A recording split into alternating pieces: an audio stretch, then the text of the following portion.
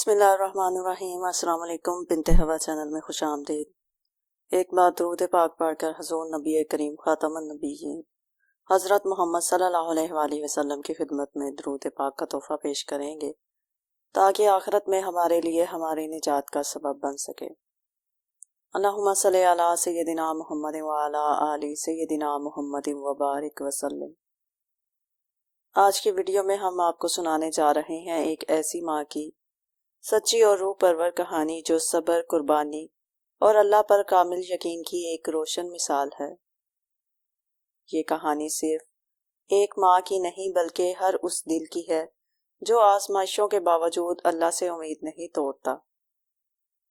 ایک عورت کو اللہ ہر بار اولاد نرینہ سے نوازتا مگر چند ماہ بعد وہ بچہ فوت ہو جاتا، لیکن وہ عورت ہر بار صبر کرتی اور اللہ کی حکمت سے راضی رہتی، مگر اس کے صبر کا امتحان طویل ہوتا گیا اور اسی طرح ایک کے بعد ایک اس عورت کے ہاں بچے فوت ہوئے۔ آخری بچے کے فوت ہونے پر اس کے صبر کا بندھن ٹوٹ گیا۔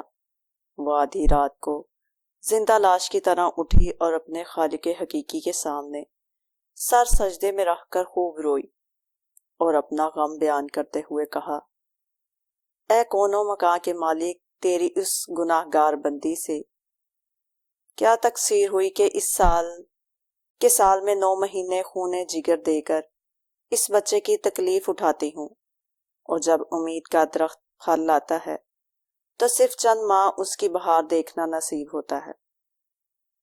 آئے دن میرا دل غم کے ہول کا شکار رہتا ہے کہ میرا بچہ پروان چڑھے گا بھی کہ نہیں۔ اے دکھی دلوں کے بھید جاننے والے، مجھ بے نوا پر اپنا لطف و کرم فرما دے۔ روتے روتے اسے اونگ آ گئی۔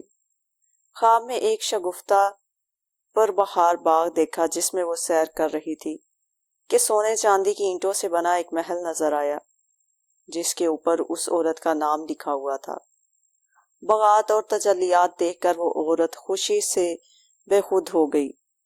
محل کے اندر جا کر دیکھا تو اس میں ہر طرح کی نعمت موجود تھی اور اس کے تمام بچے بھی اسی محل میں موجود تھے جو اسے وہاں دیکھ کے خوشی سے جھوم اٹھے تھے۔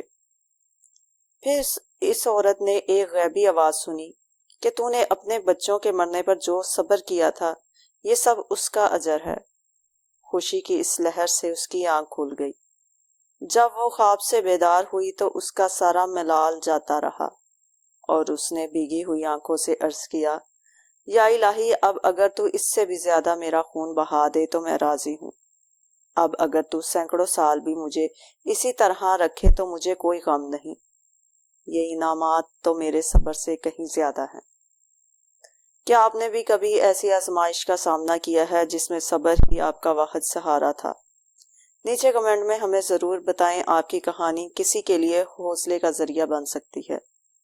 اگر آپ کو یہ کہانی دل کو چھو گئی ہو تو ویڈیو کو لائک کریں اور اپنے دوستوں کے ساتھ شیئر کریں، اور ایسے ہی ایمان افروز کہانیوں کے لیے ہمارے چینل کو سبسکرائب کرنا نہ بھولیں اور ساتھ میں بیل آئیکن کو بھی دبائیں تاکہ آپ کو ہر نئی ویڈیو کا نوٹیفیکیشن فوراً ملے۔